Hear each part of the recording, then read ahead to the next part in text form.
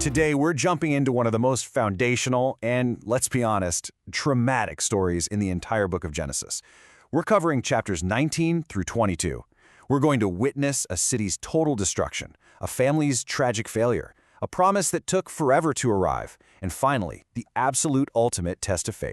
So you've got this city just wiped off the map in a storm of fire, and then you've got a father about to sacrifice his own son. On the surface, these feel like two totally separate, incredibly intense stories, right? But they're not. They're deeply connected threads in a single narrative about righteousness and what true faith really looks like. So, what is that connection? Let's dive in and find out. Okay, so our story kicks off in a place that's become a byword for corruption, the city of Sodom. And this is where Abraham's nephew, Lot, has decided to set up shop. Big mistake. God's judgment is on its way, and we're about to see exactly why. Yeah, the corruption in this city was so legendary that its very name, Sodom, gave us the word sodomy. Now, according to the biblical text, this wasn't just about one specific act. The widespread practice of homosexuality was seen as a kind of open rebellion against God's created order, and the text presents that as a huge reason for the city's coming destruction.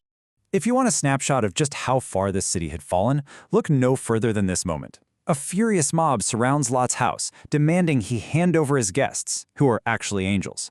And Lot's response? He makes this absolutely horrifying counteroffer.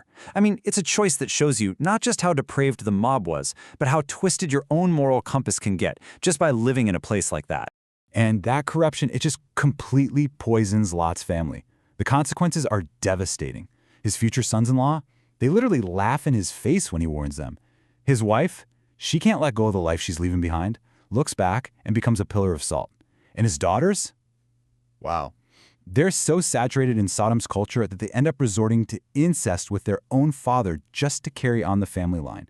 You can see how deeply the city's rot had set in. Lot becomes this tragic figure, a perfect contrast to Abraham. Okay, so let's shift gears now to our main guy, Abraham.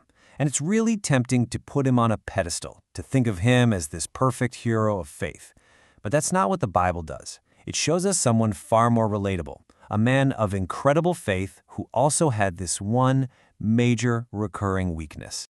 And here is that weakness, laid out for us plain as day. Not once, but twice, he passes off his wife Sarah as his sister because he's afraid for his own skin. Now, the first time was before his covenant with God, but the second time, with King Abimelech, that was after God had made his big promise to him. It's a really powerful lesson, right? Even as he's growing spiritually, he falls right back into the same old trap. Faith doesn't just instantly erase our flaws. But here's the kicker. In the middle of all this, in this very story where he lies out of fear, God calls Abraham a prophet. Now, that's a huge deal. A prophet in the Bible wasn't just some fortune teller. They were a teacher, someone whose life was supposed to be a demonstration of God's will. The contrast is just stunning, isn't it? The guy called to be this great teacher is caught in a cycle of fear and lying. It makes his journey feel so real. So even with Abraham's very human failures, God's promise doesn't waver. And that brings us to the story's huge turning point, the arrival of the child they had waited for so long, the one that seemed absolutely impossible. Just think about this for a second.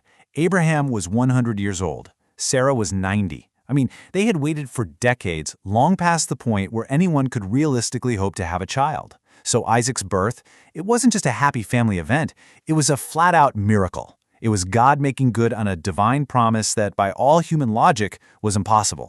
So once Isaac arrives, the whole family dynamic changes.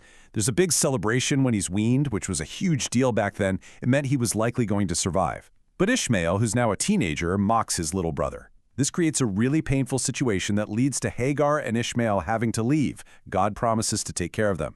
But here's the key takeaway.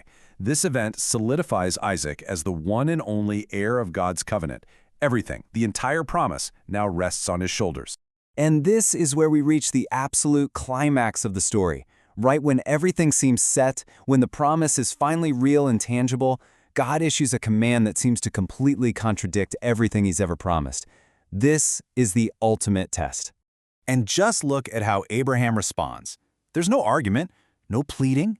He just gets up early in the morning, gets the supplies ready, and starts a 3-day journey. Can you imagine that walk? Every single step, for 3 days, with his beloved son, knowing what he's been asked to do. The weight of that journey is just unimaginable. And then, the moment that must have just broken Abraham's heart into a million pieces. His son, the child of the promise, turns to him and innocently asks the most logical and the most devastating question. The fire and the wood are here, but where's the lamb? Abraham's answer, wow, it's one of the most incredible statements of faith you'll find anywhere in the Bible. After all those years of seeing God come through against all odds, Abraham says something that shows a trust that goes way beyond what he can see. He believes that the same God who gave him this impossible son will somehow, some way, provide a solution. And of course, at that final, heart-stopping moment on the mountain, Abraham's faith is rewarded. God provides. And this is where we get the theological heart of this entire story.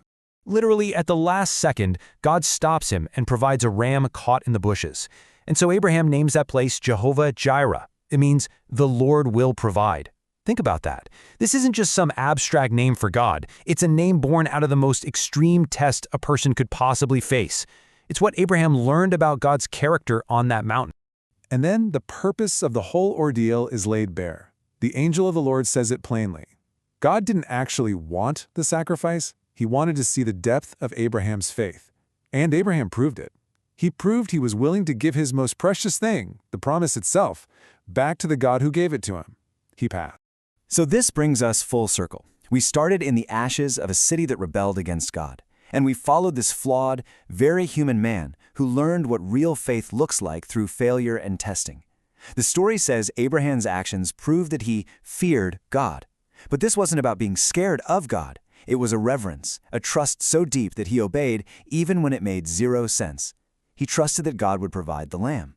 So the question for us, after all this, is what does that kind of faith, that kind of fear, really mean?